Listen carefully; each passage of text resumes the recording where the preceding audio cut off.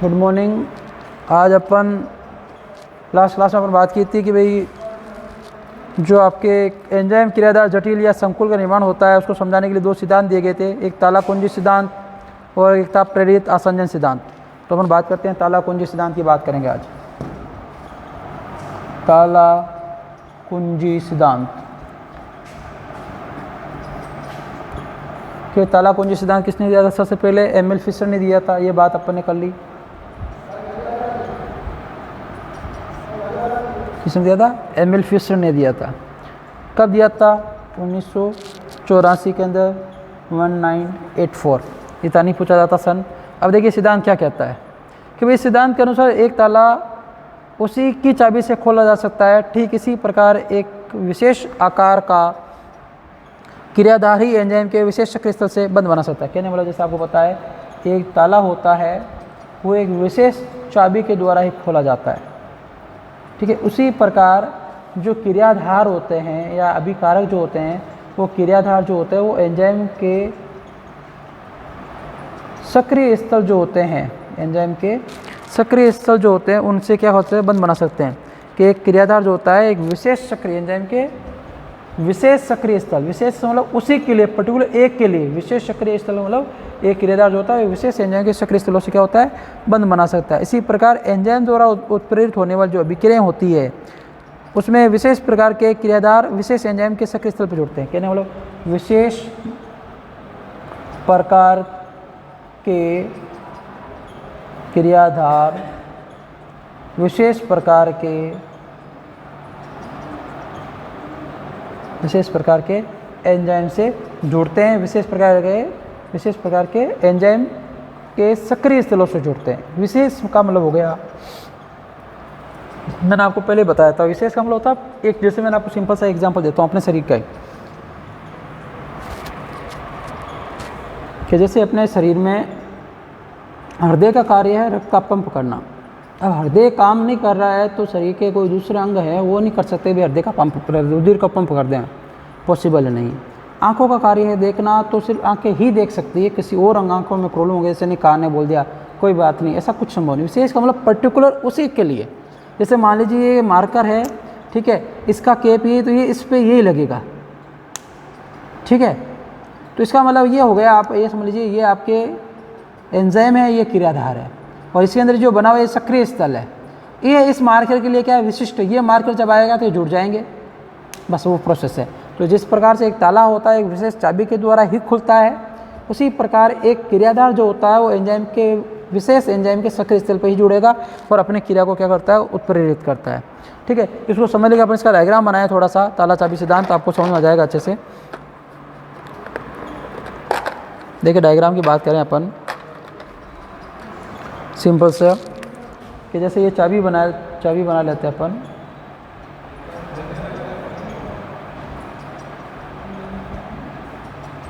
ठीक है। ये आपके चाबी जो बन गई,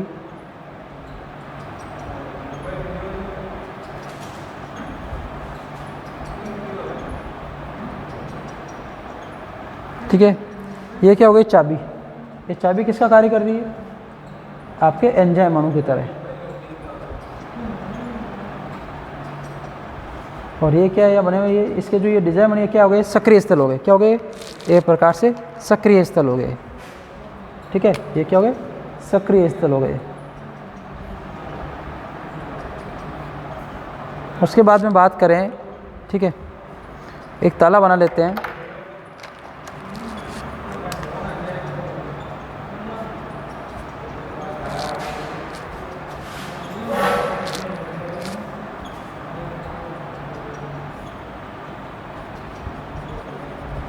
ये ताला होया आपके,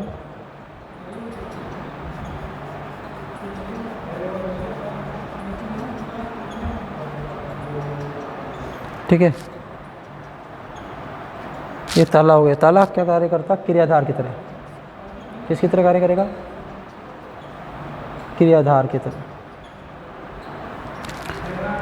और जैसे ये दोनों जुड़ते हैं, ठीक है, अपन बात करेंगे जोड़ने की बात करें दोनों को कि जैसे ये ताला बनाया वापस ये जुड़ेगा, ठीक है।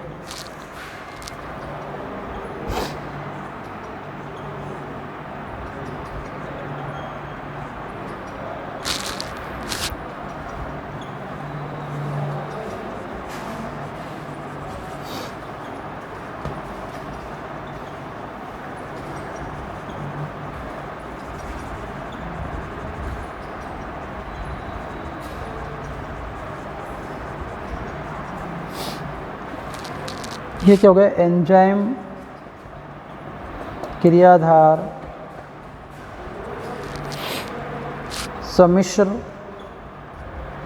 ये ऐसे क्या कहते हैं, संकुल, ESC, कल बात किया था ना, एंजाइम सबस्ट्रेट कॉम्प्लेक्स, ये दोनों जुड़ गए आपस में, बन गया इस प्रकार से। अब क्या होगी क्रिया, अब देखिए क्या हुआ कि भाई जैसे ये एंजाइम हो गया चाबी, और एंजाइम, ये चाबी के ऊपर जैसे डिज़ाइन बनी होती है इसके सक्रिय स्थल लगे, ये चाबी एक विशेष तालु को खोलती है, दोनों जुड़ गए तो ये क्या बन गया, ESC बन गया, आपके एंजाइम क्रियाधार सम्मिश्र बन गया। उसके बाद में क्या होता है कि उत्पाद बन जाएगा, ठीक है, और एंजाइम वापस क्या हो जाएगा, अलग सब, ये ठीक है, उत्पाद बन जाएगा अपन, ये आपकी संरचना बन गई वापस, ये ताला अलग हो जाएगा, ताला खुल जाएगा आपके पूरा, कहने का मतलब उत्पाद बन गया, और एंजाइम वापस अपना सेपरेट हो जाएगा, ठीक है, ताकि वो आपके क्या कर सके कि भाई एंजाइम अलग हो जाता है और ये फाइनली उत्पाद बन जाता है, एंजाइम अपन अलग बना लेते हैं।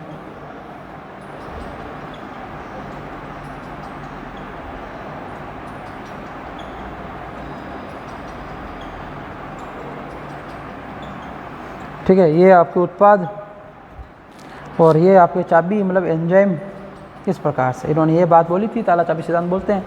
एक ताला होता है विशेष चाबी से खुलता है, उसी प्रकार एक क्रियाधार होता है, वो विशेष एंजाइम के सक्रिय स्थल से जुड़ता है और क्या बनाता है, आपके एंजाइम क्रियाधार सम्मिश्र कॉम्प्लेक्स बनाता है। उसके बाद क्या हो जाता है, एंजाइम अलग हो जाता है और उत्पाद बन जाता है।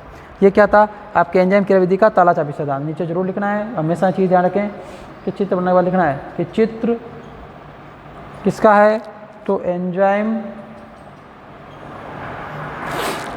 क्रियाविधि, एंजाइम क्रियाविधि का ताला चाबी सिद्धांत। एग्जाम में पूछा जा सकता है, मोस्ट है, सिंपल सा है, एकदम इजी, एक बार पढ़ते याद हो जाता है, एक बार पढ़ते ही समझ में आ जाता है अच्छे से, कोई कंसेप्ट बिल्कुल क्लियर हो जाते हैं। ठीक है, अब देखिए आगे बात करते हैं दूसरा सिद्धांत क्या कहता है, उसकी बात करते हैं। कोस्टलैंड का सिद्धांत है, वो क्या कहता है, देखिए उसकी बात करते हैं।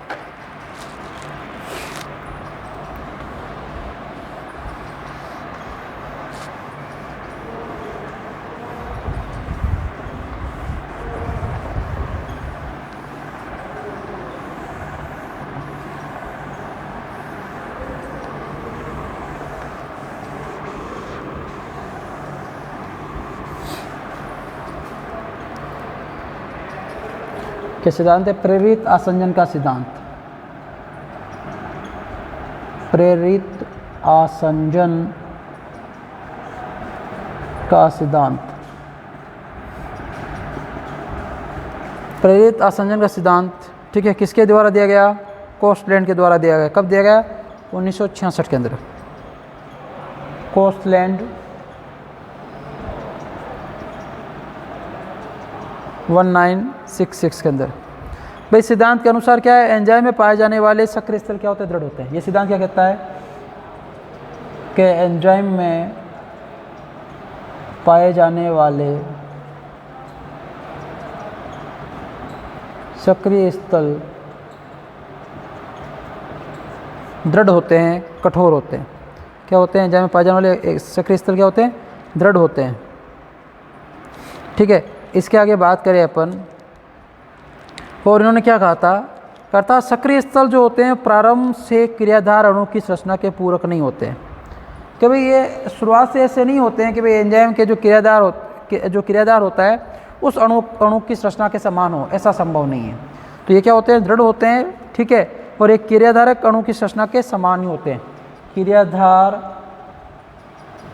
अणु की संरचना के समान नहीं होते हैं।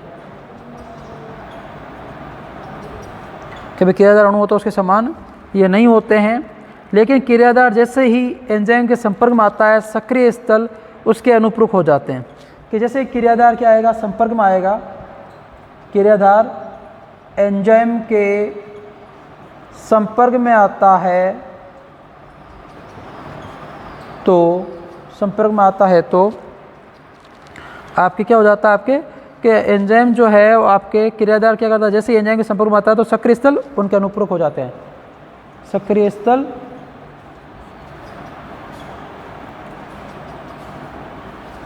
क्रियाधार के समान हो जाते हैं।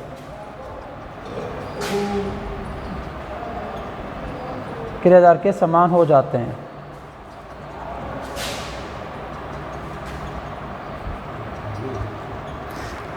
ठीक है, अब आगे देखिए बात करते हैं इसके कि भाई सिद्धांत के अनुसार क्या है कि एंजाइम में उपस्थित सक्रिय स्थल क्रियाधारों द्वारा प्रेरित होकर अनुपूरक होते हैं। किसने क्या, ये सिद्धांत क्या कहता है कि एंजाइम के सक्रिय स्थल जो होते हैं, एंजाइम के सक्रिय स्थल क्रियाधार से प्रेरित होकर उनके समान हो जाते हैं। तो इसमें क्या हुआ कि क्रियाधार जैसे एंजाइम के पास आता है तो उस हिसाब से एंजाइम के सक्रिय स्थल बदल जाते हैं, प्रेरित हो जाते हैं। इस कारण ये सिद्धांत प्रेरित आसंजन का सिद्धांत कहलाता है। इसलिए क्या नाम दिया गया, प्रेरित आसंजन का सिद्धांत कहा जाता है। सरल भाषा में कहा जा सकता है कि एंजाइम का क्रिया स्थल ताला चाबी सिद्धांत द्वारा प्रतिपादित विचार के अनुसार या निश्चित या दृढ़ नहीं होकर परिवर्तनशील होते हैं। भाई ताला चाबी सिद्धांत क्या कहता है कि भाई एंजाइम के सक्रिय स्थल होते हैं वो फिक्स होते हैं और उसी क्रियाधार के अकॉर्डिंग होते हैं। जब ये सिद्धांत क्या कहता है कि इसमें एंजाइम के सक्रिय स्थल है वो क्रियाधार पर निर्भर करते हैं, क्रियाधार के अकॉर्डिंग क्या हो जाते हैं, वो बदल जाते हैं। क्रियाधार जैसे पास में आता है उसके समान ये हो जाते हैं। अतः क्रियाधार का संपर्क होने पर ही इसे संयोजित करने के लिए अपनी संरचना में मामूली परिवर्तन कर लेते हैं, जिससे एंजाइम सबस्ट्रेट कॉम्प्लेक्स बनता है। तो अब आपको समझ होगा सिद्धांत दोनों में फ़र्क क्या है कि भाई ये सिद्धांत क्या कहता है कि भाई एंजाइम के जो सक्रिय स्थल वो दृढ़ होते हैं और जैसे क्रियाधार आते हैं इसके पास में आता है तो एंजाइम के सक्रिय स्थल होते हैं क्रियाधार के अकॉर्डिंग थोड़े से बदल जाते हैं और आपस में फिट हो जाते हैं। फिर क्या बना लेते हैं, आपके एंजाइम आपके कॉम्प्लेक्स बना लेते हैं, एंजाइम क्रियाधार जटिल बना लेते हैं। इसका मतलब ये सिद्धांत क्या कहता है कि एंजाइम के सक्रिय स्थल क्या होते हैं, परिवर्तनशील होते हैं। जबकि ताला चाबी सिद्धांत क्या कहता है, एंजाइम के सक्रिय स्थल फिक्स होते हैं। अब देखिए इसमें बात करें सिंपल सी अपन, ठीक है, आगे बात करते हैं इसकी भी किस प्रकार से कार्य करता है। कि भाई सिंपल सी बात होगी कि एंजाइम सक्रिय स्थल हो गई इसकी बात, तो आपको समझ आ गया सिद्धांत क्या कहता है कि सिद्धांत क्या कहता है कि भाई एंजाइम के सक्रिय स्थल फिक्स नहीं है, वो आपके क्रियाधार के अकॉर्डिंग चेंज होंगे। जब ताला चाबी सिद्धांत कहते हैं एंजाइम के सक्रिय स्थल फिक्स होते हैं और क्रियाधार एक एंजाइम जो होता है एक ही क्रियाधार के लिए विशिष्ट होता है, उसी से कार्य करता है। ठीक है, अब आगे देखिए बात करते हैं। अब पहला पॉइंट अपन ये था कि भाई अपन पढ़ रहे थे कि एंजाइम की क्रियाविधि को समझने के लिए कि एंजाइम क्रियाधार जटिल का निर्माण। अब दूसरी विधि क्या है आपके, सक्रियण ऊर्जा में कमी। कि भाई सक्रियण ऊर्जा में कमी कैसे होती है उसकी बात करेंगे अब। ठीक है, ये सिद्धांत हो गया सामान्य रूप से। अब क्या बात करते हैं, सक्रियण ऊर्जा में कमी करना, कैसे कमी होती है सक्रियण ऊर्जा में, किस प्रकार से प्रोसेस रहता है उसकी बात करेंगे। तो दूसरे पॉइंट पर आते हैं, ये दो सिद्धांत हो गए।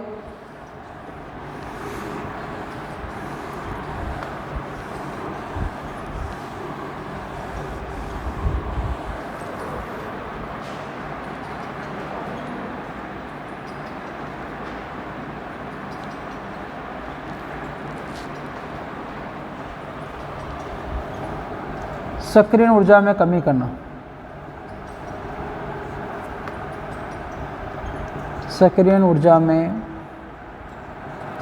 कमी करना। तो सक्रियण ऊर्जा में कमी कैसे होती है उसकी बात करेंगे। देखिए सबसे पहले सक्रियण ऊर्जा को कहा जाता है एक्टिवेशन एनर्जी। ठीक है, अब इसकी बात करते हैं कि रासायनिक अभिक्रियाओं में ऊर्जा मुक्त होती है। कि कोई भी रासायनिक अभिक्रिया होती है उसमें ऊर्जा बाहर निकलती है। रीज़न क्या है, पुराने बंध टूटते हैं, नए बंध बनते हैं, तो उसमें पुराने बंध को तोड़ने के लिए ऊर्जा देनी पड़ती है, नए बंध तो उसमें ऊर्जा लगानी पड़ती है, कुल मिलाकर ऊर्जा मुक्त होती है। तो लेकिन क्या होता है, इन अभिक्रियाओं को आरंभ करने के लिए कुछ ऊर्जा की आवश्यकता होती है। मतलब कोई भी अभिक्रिया हो उसको आरंभ करने के लिए क्या होती है, ऊर्जा की आवश्यकता होती है। तो अब अभिक्रिया आरंभ के लिए आवश्यक ऊर्जा क्या कहलाती है, सक्रियण ऊर्जा। कि वह कम से कम ऊर्जा जो अभिक्रिया को प्रारंभ कर सके। तो अभिक्रिया आरंभ के लिए आवश्यक ऊर्जा क्या कहलाती है, सक्रियण ऊर्जा। आवश्यक ऊर्जा सक्रियण ऊर्जा कहलाती है। समझ आ गया, सक्रियण ऊर्जा क्या है, किसी भी अभिक्रिया को शुरुआत करने के लिए न्यूनतम ऊर्जा जो आपकी अभिक्रिया को स्टार्ट कर सके वो क्या कहलाती है, सक्रियण ऊर्जा कहलाती है।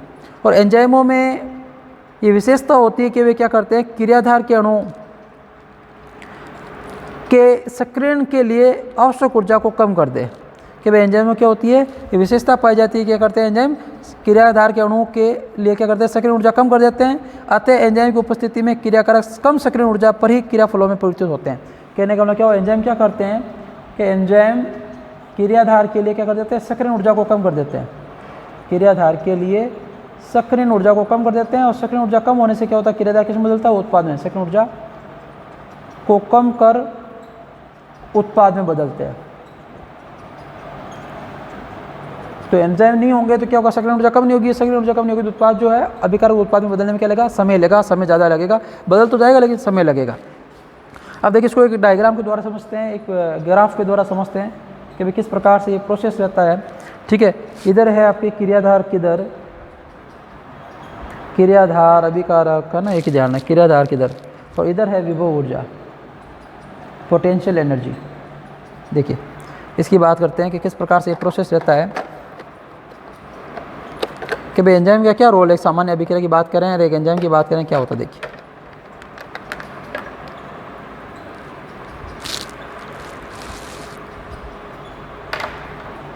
कि भाई ये विभव ऊर्जा है, भाई इतनी ऊर्जा तो उसको किसी भी एंजाइम, अभी देखिए पूरी मैं आपको डायग्राम के द्वारा क्लियर करता हूँ हर पॉइंट।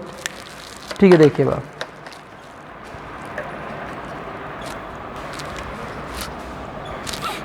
कि भाई ये कोई अभिक्रिया स्टार्ट हुई और ये आपके यहाँ उत्पाद में बदल रही है, उत्पाद। ठीक है, और ये यहाँ से क्या है, क्रियाधार है। ठीक है, ये क्या है, क्रियाधार है।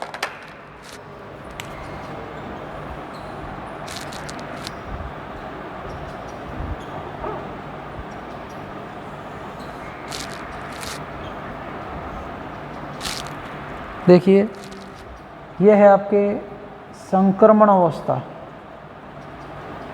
संक्रमण अवस्था।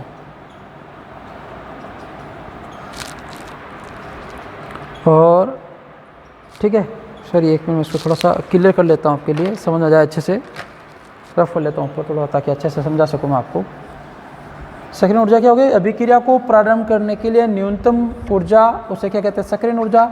और एंजाइम क्या कार्य करते हैं, सक्रिय ऊर्जा को कम करके आपके अभिकारक या क्रियाफल जो क्रियाकारक होते हैं उनको उत्पाद में बदलते हैं। तो ये क्या है आपके, ये संक्रमण अवस्था, या क्या है, ये जो गैप है इसे बोलते हैं संक्रमण अवस्था। क्या कहा जाता है, संक्रमण अवस्था। ठीक है, ये गैप हो गया। अब देखिए क्या प्रोसेस है, यहाँ पे क्या एक क्रियाधार है, इसको यहाँ ये उत्पाद बदलेगा। अब क्या कि जो पहला जो डायग्राम बना रखा है ग्रीन प्रोसेस से, ग्रीन लाइन से, ये बता रहा है कि जब क्या हो कि भाई एंजाइम नहीं होता है।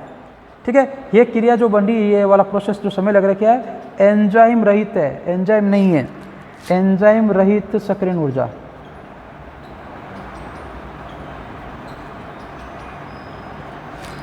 और नीचे वाला क्या है, ये जो इतना सा प्रोसेस बना रखा है, ये क्या है आपके एंजाइम युक्त सक्रिय ऊर्जा।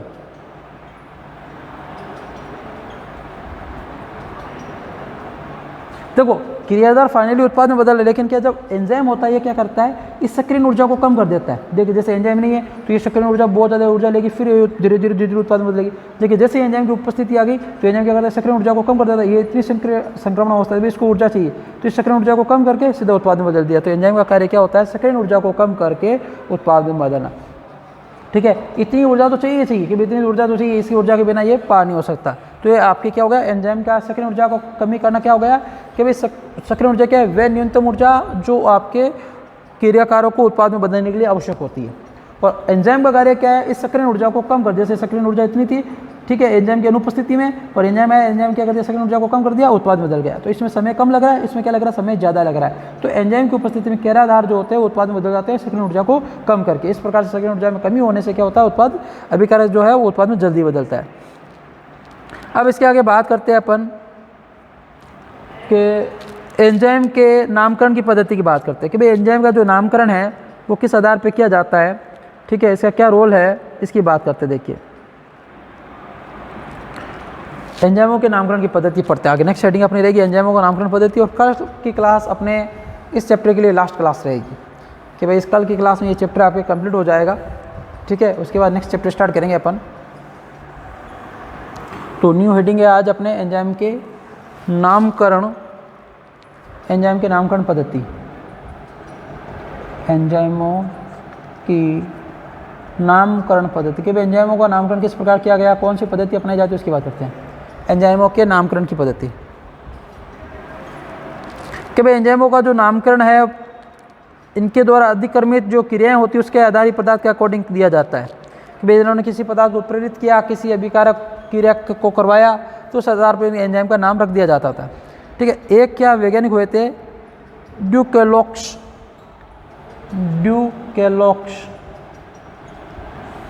ड्यूकेलॉक्स ने बात बोली कब, 1883 के अंदर। ड्यूकेलॉक्स ने क्या कहा 1883 के अंदर कि इनका प्रस्ताव था कि एंजाइमों के नाम के अंत में क्या लगाए, एज प्रत्यय लगा दिया जाए। क्या लगा दिया जाए, आपके एज प्रत्यय लगा दिया जाए, एज प्रत्यय। ठीक है, एज प्रत्यय लगाकर एंजाइम को क्या कर देना चाहिए, नामकरण कर देना चाहिए। और एंजाइम नामकरण की दो प्रचलित पद्धतियाँ हैं। देखिए कि भाई एंजाइम को जो नामकरण किया जाता है इसकी दो प्रचलित पद्धतियाँ कौन सी, उनकी बात करते हैं। देखिए पहली सबसे पहले क्रियाधार जो 1 नंबर पर आती है, क्रियाधार के आधार पर। देखिए कैसे उसकी बात करते हैं कि भाई इस पद्धति के अनुसार क्या करते हैं, क्रियाधार के नाम के अंत में एज लगा देने से क्या हो जाता है, उस एंजाइम का नाम बन जाता है। और जो इस क्रियाधार पर आक्रमण करता है, जैसे सुक्रेज। अब सुक्रेज का काम क्या होगा, जो सुक्रोज शर्करा को तोड़ता है, सुक्रेज। ठीक है, माल्टेज जो माल्टोज शर्करा को तोड़ता है, माल्टेज। तो माल्टोज क्या हो गया, क्रियाधार हो गया, सुक्रोज क्या हो गया, क्रियाधार हो गया। अब इसके पीछे क्या लगा दिया, एज लगा दिया, तो ये क्या बदल गया, एंजाइम में बदल गया। तो क्रियाधार के आधार पर तो जो एंजाइम जिस क्रियाधार में परिवर्तन करता है उस क्रियाधार के नाम के पीछे एज लगा दीजिए, वो उसका एंजाइम बन जाएगा। माल्टेज हो गया, लाइपेज हो गया। ठीक है, कि ये क्या कार्य करता है आपके, भाई सबसे पहले जैसे शर्करा है, ठीक है, सुक्रोज आपके कार्बोहाइड्रेट जो माल्ट पाया जाता है, इसलिए माल्टोज कह दिया। और आपके लिपिड्स होती है, इनको तोड़ने का कार्य किसका होता है, लाइपेज। तो लिपिड को तोड़ने के लिए लाइपेज। तो ये क्या कार्य करता है, लिपिड जो होती है, वसा जो होती है, उनको क्या करता है, अपघटित करता है, उन पर कार्य करता है, इसलिए लाइपेज। ये जो आपके कार्बोहाइड्रेट मंड जो होता है आपके, जिसे अपन माल्ट बोल देते हैं, माल्ट पे कार्य करते हैं इसलिए माल्टेज। ये आपके शर्करा पे कार्य करता है, इसलिए सुक्रेज। इस प्रकार क्या हो, क्रियाधार के आधार पर इनका क्या कर दिया, इसके नाम के पीछे एज लगा दीजिए, इसका क्या हो जाएगा, नामकरण हो जाएगा। पहला तो ये तरीका था। दूसरी पद्धति कौन सी प्रचलित है उसकी बात करते हैं। देखिए आप, दूसरी पद्धति रासायनिक क्रिया के आधार पर, रासायनिक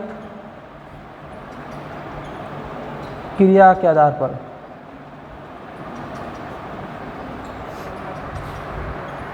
कि वे रासायनिक क्रिया के आधार पर बात करते हैं इसकी, कि वे रासायनिक क्रिया के आधार पर कैसे काम करता है, कि ये पद्धति अधिक लोकप्रिय और व्यवहारिक है। क्यों है, देखिए इस पद्धति के अंतर्गत एंजाइमों का नामकरण उसके द्वारा उत्प्रेरित क्रिया के आधार पर किया जाता है। कि भाई क्रिया के आधार पर क्या किया जाता है, इसका नामकरण किया जाता है। ठीक है, उदाहरण के लिए बात करते हैं, जैसे एंजाइम आएगा आपके हाइड्रोलेज, ऑक्सीडेज, कार्बोक्सिलेज, डिहाइड्रोजिनेज। ठीक है, इनके नाम हो गए। देखिए कैसे से, जैसे हाइड्रोलेज हो गया। इसके बाद बात करें अपन, ऑक्सीडेज हो गया। इसके बाद में बात करें कार्बोक्सिलेज हो गया, कार्बोक्सिलेज। और डिहाइड्रोजिनेज, डिहाइड्रोजिनेज। ये कुछ क्या हो गए एंजाइमों के नामकरण, क्या है, उत्प्रेरित होने वाले क्रियाधार व अभिक्रिया की प्रकृति दोनों आधार पर लिए जाते हैं। जैसे एग्जांपल की बात करें कि एल ग्लूटामिक डाइहाइड्रोजिनेज, इसमें क्या है, एल ग्लूटामिक अम्ल क्रिया करके तथा इसके द्वारा उत्प्रेरित होने वाली अभिक्रिया डिहाइड्रोजनीकरण है। कि एग्जाम्पल दे रखा है, ग्लूटामिक क्या है, एल ग्लूटामिक डिहाइड्रोजिनेज। तो एल क्या हो गया, ग्लूटामिक अम्ल है, और इसमें क्रिया करके तथा इसके द्वारा उत्प्रेरित होने वाली अभिक्रिया क्या है, डिहाइड्रोजनीकरण है। तो इस आधार पर इसका नाम रख दिया। इसके अलावा जैसे अपन बात करें, चलो मैं लिख भी देता हूँ एग्जाम्पल। क्या एग्जाम्पल है कि वैसे एग्जाम्पल का नाम किए जाते हैं कि भाई हाइड्रोजन की क्रिया का जो आपको हाइड्रोजन ऑक्सीजन की क्रिया करने वाले ऑक्सीकरण जो होते हैं उसे ऑक्सीडेज, कार्बोक्सिलेज को बाहर निकालना कार्बोक्सिलेज, डिहाइड्रोजन हाइड्रोजन को बाहर निकालना डिहाइड्रोजिनेज। इस प्रकार से इनका नामकरण किया जाता है। जैसे एग्जाम्पल दे रखा है कि एल ग्लूटामिक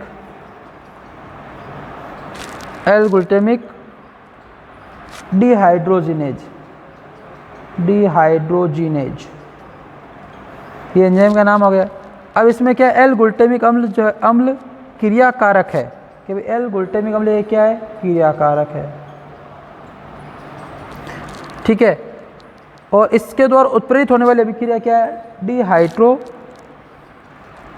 इसके द्वारा उत्प्रेरित होने वाली क्या है, डिहाइड्रोजनीकरण,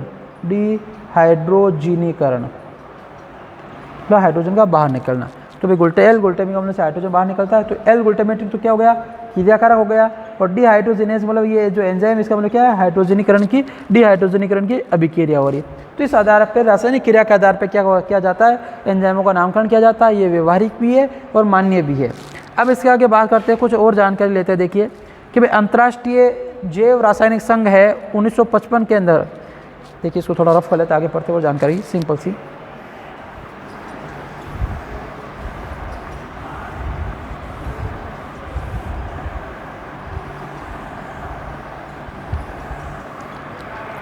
ठीक है, कभी बात है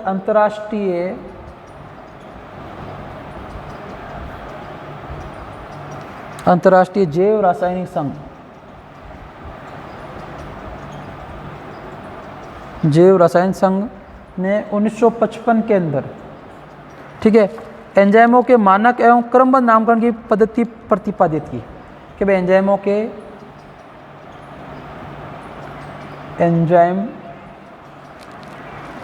के मानक व क्रमबद्ध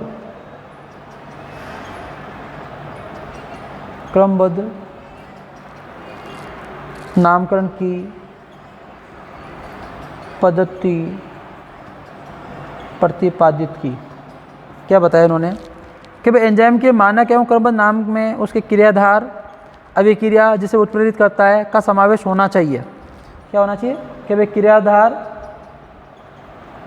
और जिस अभिक्रिया को उत्प्रेरित कर रहे हैं, अभिक्रिया जिसे यह उत्प्रेरित करते हैं, मतलब ये एंजाइम जिसे यह उत्प्रेरित करते हैं, जिसे ये क्या करते हैं, उत्प्रेरित करते हैं।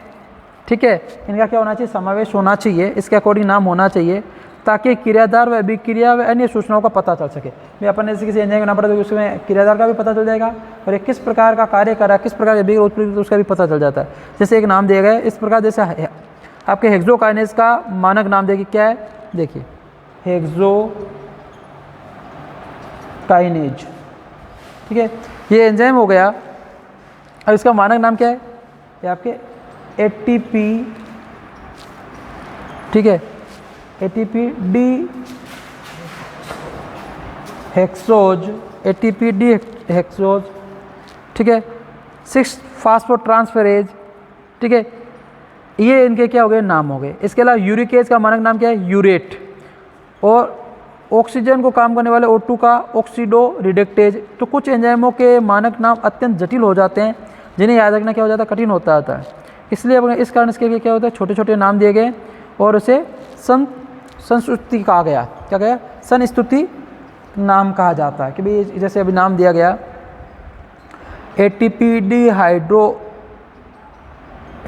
डी हेक्सोज, इसका पूरा नाम क्या है, 6 फास्फोट्रांसफरेज।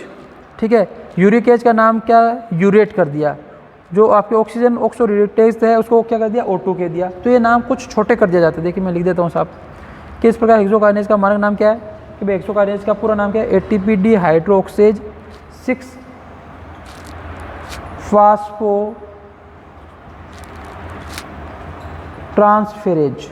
ये आपके क्या है, हेक्सोकाइनेज का पूरा नाम, लेकिन इसको क्या कर दिया, छोटा कर दिया। इसके अलावा जैसे बात करें अपन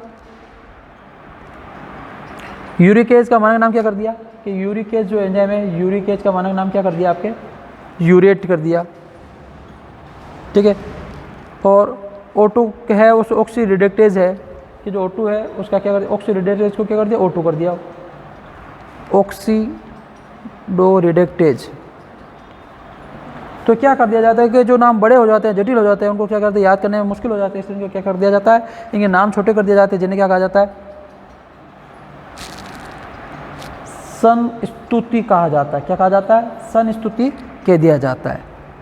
ठीक है, ये नाम मान्य है, इसलिए नाम रखे जाते हैं कि बड़े नाम हो जाते हैं, इनको जटिल नामों को सरल नामों में आसानी से याद किया जा सके। ठीक है, अब आज के लिए अपन इतना ही पढ़ेंगे। ठीक है, नेक्स्ट क्लास में इसके एंजाइमों का जो वर्गीकरण है उसकी बात करेंगे। ठीक है, तो आज के लिए इतना ही, बहुत बहुत धन्यवाद।